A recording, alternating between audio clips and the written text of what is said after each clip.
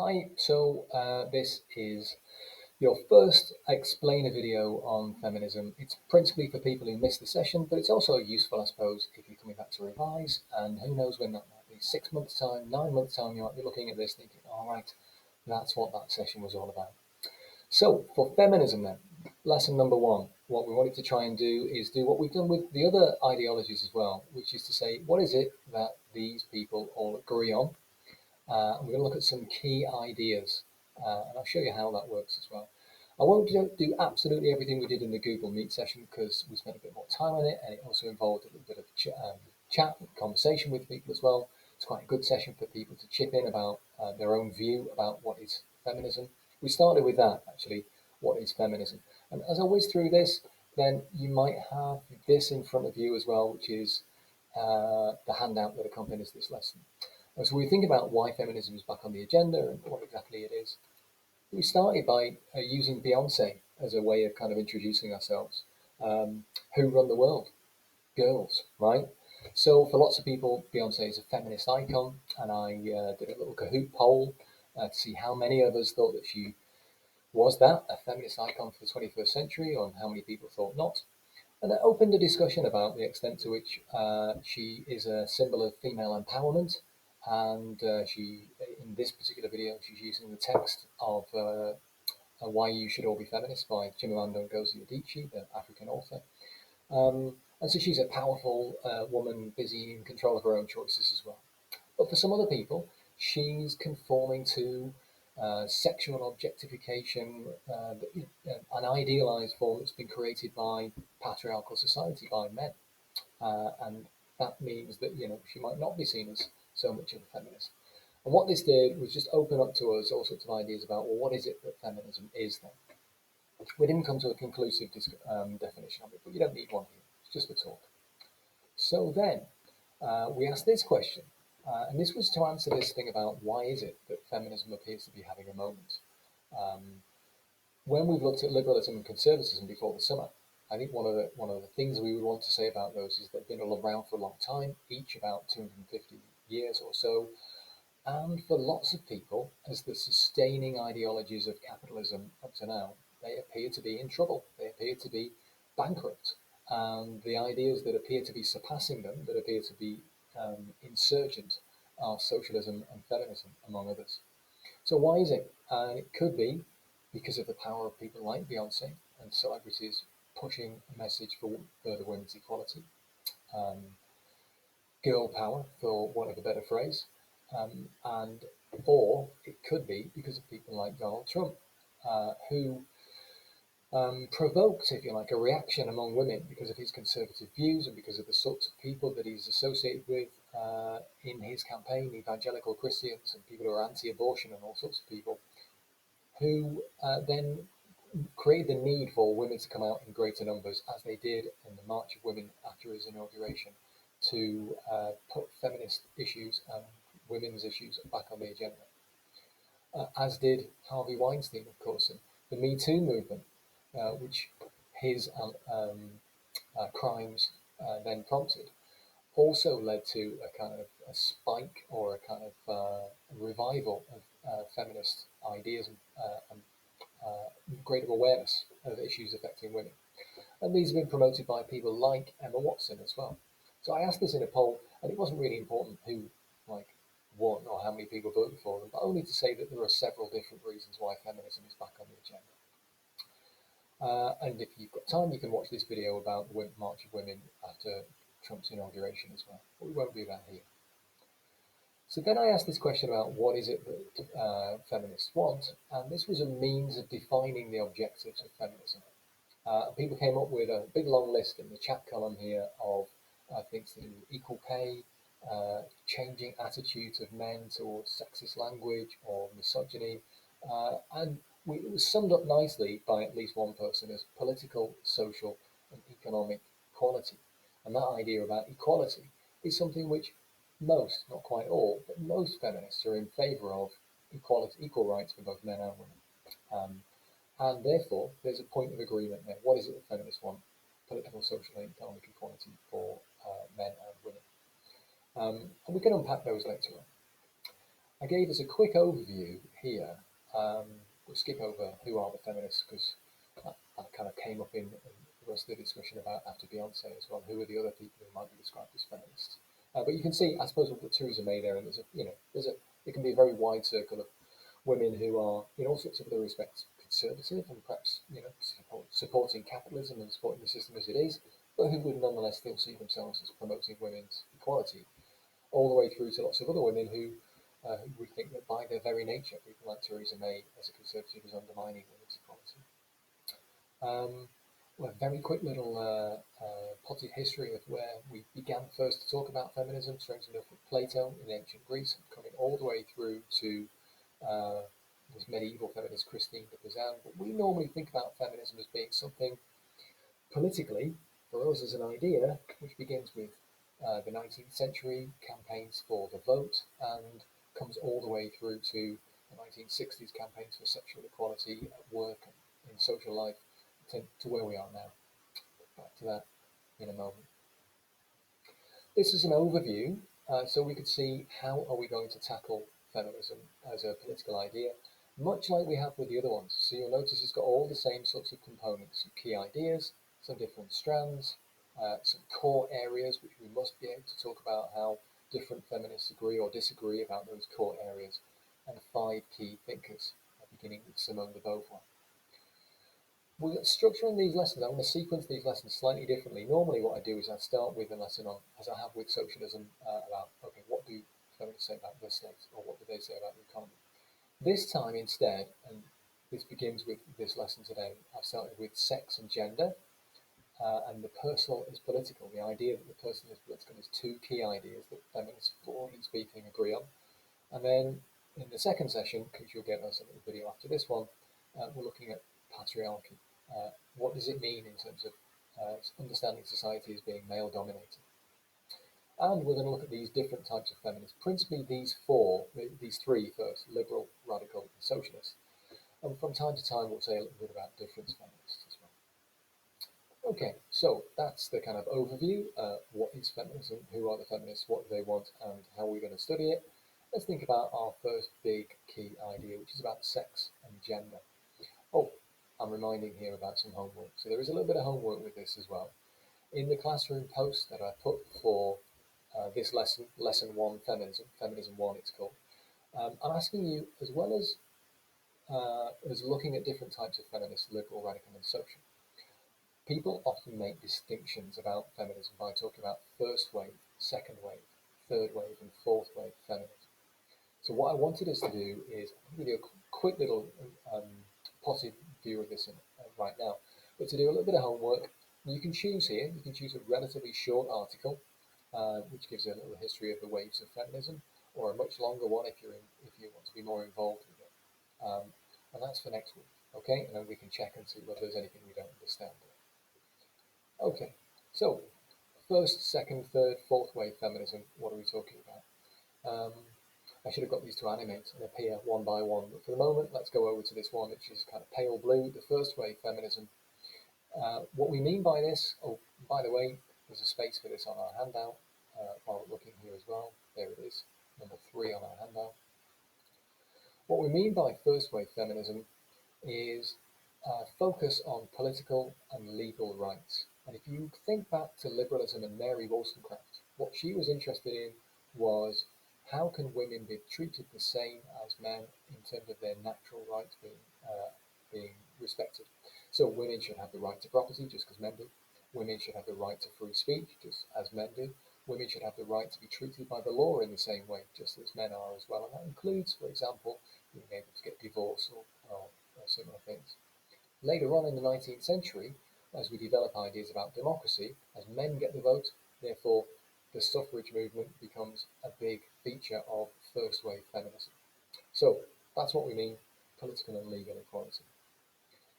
When we get to the pink one, about second wave feminism, after the Second World War and into the 1960s, we have people like Betty Friedan saying, look, women have got the vote, and women can be MPs, and they can have political equality, but it hasn't necessarily helped them stop being oppressed. They're still oppressed. They're still suffering inequality.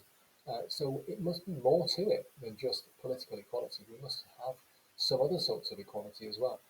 So it's from here we begin to look at economic employment equality, not just the ability to get a job, but the society which facilitates women's ability to do jobs in the same way that men do. Reproductive rights, so that women aren't only the primary caregivers of children, but actually are free to pursue careers and things themselves. And we begin to talk about the language of gender and oppression and understanding where gender stereotypes come from so that women can be liberated from them. By the time we get to the 1980s, though, one of the things that it's clear to see is that the second wave feminists were all talking about women's experience as if it was one thing.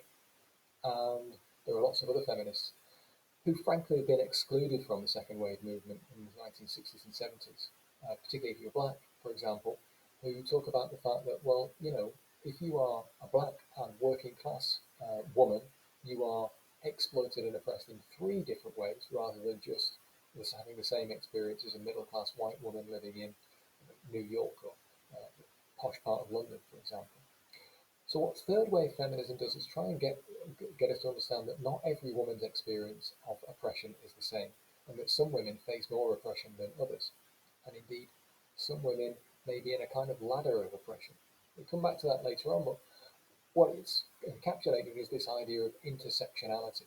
And intersectionality is the real buzzword of how we understand feminism today. So when we get to the fourth one, which is in the turquoise box here, then what we're really looking at is not necessarily any new ideas about what feminism is, but instead new ways of making people understand women's oppression and making them aware of it. So we get greater use of social media. We're no longer relying just on individual theorists, but we're talking about women themselves sharing their own ideas together. Classic example of this is looking at something like everyday sexism, in which women are using the internet, using Twitter and so on to make each other aware of what it's not okay. It's not okay for women to be spoken about in particular ways, or it's not okay for women to suffer what we sometimes think of as microaggressions from men in society. So greater awareness, I suppose, is what we're talking about. Okay, that's a very, very quick version of what is first, second, and third wave feminism and fourth wave feminism. And it will be good for you to do a bit of reading to top that in. Okay, so let's look at our first core idea. Try and spend a couple of minutes on each of these ones. So this first one is about understanding sex and gender. Over the years, over time, one of the things that people who are not feminists have tended to do is try and separate men and women and say that they're fundamentally different. The idea that men are from Mars and women are from Venus. Men are naturally aggressive, men are more likely to be rational, men might be more likely to be competitive, and that's why men are suited to some particular roles. Women, on the other hand, people will argue, are more maternal, more caregiving, more emotionally intelligent, and that's why they're sorted to some other particular roles. And one of the things that feminists, by and large, mostly agree on is that biological sex of people, men and women, should not determine what they do later on in life, and that actually we should separate sex as biological things we can't really change, or at least largely can't change, as opposed to gender, which really is changed. And one of the things that feminists are looking at is the way in which gender is something which is constructed. So Simone de Beauvoir, who's going to be one of our key thinkers that we look at later on, talks about the way in which women are made and not born. In other words, the idea of what a woman should be is something which has been constructed by society over centuries, so that women have to conform to a set of rules. And most importantly, of course, those rules have not been written by women, they've been written by men. So the idea of what is feminine, what is proper behaviour, what is, I suppose in the old-fashioned ways, perhaps your grandparents also talked about people being ladylike, is a classic example of gender stereotypes being created which women then have to conform to. And they're cultural, but they also then explain why there are economic differences between men and women, because women then end up being the caregivers and staying at home and being denied opportunities for careers. There's an argument to say that here men's gender, of course, is also constructed, and that in some ways that construction of that gender is done in such a way that some men are forced into behaving in ways in which they don't want to, and it is a kind of toxic masculinity. But for feminists, I think the idea is that because men are the ones who are writing the gender rules, then it's men who tend to be benefiting, and women are the ones who are more likely to be oppressed by an image of what they should be, which they've got no say. And that's got big implications for how women should try and achieve their own liberation and try and achieve equality as well. What we're talking about here, of course, is human nature. Okay, so if you're thinking about those four key areas that we always look at with these ideologies: human nature, society, the economy, and the state. This is a classic example that human nature isn't fixed. There's nothing biological about women's human nature or men's human nature. What feminists are saying is that patriarchy, a male-dominated society, has constructed gender, and that means, I suppose, that in a future society, a post-patriarchal society in which there's equality, gender will be constructed differently as well, in which people will be freer to construct it themselves. Okay, so that's our first big idea. I'm not going to play this funny video from Harry Enfield, which kind of like ridicules gender stereotypes. You can entertain yourselves with that later. And this really came out of our discussion about different ways in which sex and gender might create circumstances in which women are treated differently.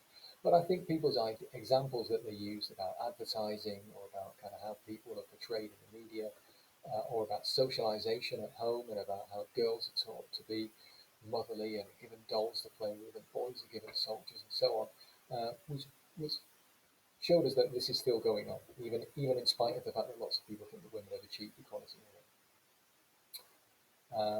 Okay, and therefore these were also kind of questions I just used for discussion, really, about the different ways in which we construct different genders. There are some questions here, I suppose, which are worth us thinking about. This second one, so we can talk about those things like socialization, education, the media, and so on, about ways in which femininity is constructed. But when we think about the ways in which construction of separate genders has become less rigid, then I suppose an argument that might be made against feminism is that there is greater gender fluidity now. There isn't one way of making femininity the way that women should behave. Women are able to have more of a say in what types of ways of being a woman there are. And indeed, of course, even talking about transgender as greater options for people now. And I suppose that means that we could be arguing that we're in a more equal society. But I think there are all sorts of ways in which certainly some types of feminists will want to push back against that. We'll look at those later on when we look at the differences. But for now, we'll just concentrate on similarities. So there's a little bit of homework to do here as well. And you can go to Classroom, where I've put the PDF version of the Feminism chapter of this. And if you look at 124 to 126, you can try and discern the difference between liberal, radical, and socialist views of sex and gender. And I'll do a little recap of those at the beginning of the next video as well. Okay. So our second big idea today for us to try and put into this one is about the idea that the personal is political. Now, it was instructive. There was one student in the live session said, "This all sounds like it's got lots of things to do with social issues. What's it really got to do with politics?" Because we're often interested in looking at liberalism, socialism, conservatism, at who runs the state, how did they get to run the state, and if we want to change it, how do we go about removing them and putting other people in their place instead? And feminism doesn't immediately appear to look like that, because it often appears to be about more social issues. And the reason why that's important is because for feminists, what we're looking at is going beyond who is in control of political power, because we're seeing power being used against women to oppress women in areas which are not just the public places of politics and making laws, but in private places as well, especially in the home and in control of their own lives. So to illustrate this, I use this idea of like women shaving their underarms, and I asked a question in a Kahoot poll, which was, are women who shave their own legs conforming to patriarchal stereotypes or patriarchal gender norms? Most people thought they weren't, actually. Most people thought they were just trying to make themselves look nice because they felt better about it. But there were some people who did, And I think this is a way of us just beginning to think about ways in which feminists think about why has gender created particular behaviours for women? Why has a constructed gender done that? And do women really make those choices and things as well? And here, what we're really talking about is the fact that actually women have only really begun to shave their own legs since the 1920s. Before that, they didn't bother shaving their legs. But that's partly because their legs were mainly covered up with big skirts and things. But it's also suggesting to us that in other societies, women don't shave their legs and don't shave their underarms. And that one argument could be that this is an idealized form of femininity, of presenting womanhood, which has been created by men, male advertisers, men in charge of men defining what beauty is. And those beauty standards are not things that women necessarily choose, though they may well internalize them and they may well encourage other women to conform to them as well. So in that case, so in that case, one of the things we're talking about is that if you're a woman, not shaving your legs might actually be a political act. Okay? The business of being forced to shave your legs is a form of political oppression, and resisting that is a form of political resistance. So that's why feminism is political, and that's why it's not just about the state. And to illustrate this, what feminists talk about is the distinction between the public sphere and the private sphere. So here on the left-hand side, I guess what we're mainly thinking about is first-wave feminists and liberal feminists have mainly been preoccupied with how can we achieve women's equality in areas where we need to pass legislation or we need to change the rules about things, about the public spaces in which we find women. So women in work, women at university, women as MPs, women in political representation, and we can make a series of incremental reforms to do that. But radical feminists look at the private sphere and think even if we did those other things, women would still be being oppressed by male partners at home. Women would still be doing the brunt of the drudgery of domestic labour. Women would still be fending off catcalls in the street, and so or being expected to have children when they don't necessarily want to, and so on. So radical feminists are looking at the ways in which the intimate ways in which women's private lives and their own private bodies are subject to oppression. And that's a form of political power control that men assert over women. So that's political. And therefore, women's political activity shouldn't just be about campaigning for the vote. It should be about resisting oppression in their own private sphere. And that means not shaving your legs, or not wearing makeup, or not engaging in heterosexual relationships with an oppressive male, or any males for that matter. Sometimes we've talked about this as something called political lesbianism, as a way of achieving liberation by separating women's selves from men. Okay, let's have a little cough then, so the pause button. So, with this idea of personal as political, I guess one of the things that we use this thinking questions again just to get people to unpack this a little bit more. So, looking at the various different ways in which women's private sphere is affected, and of course that's partly to do with the way in which they present themselves, or they feel as though they're expected to wear heels or dresses, or wear makeup in particular ways, or do their hair in particular ways, or have men make judgments about their appearance, even if they're positive judgments in their eyes.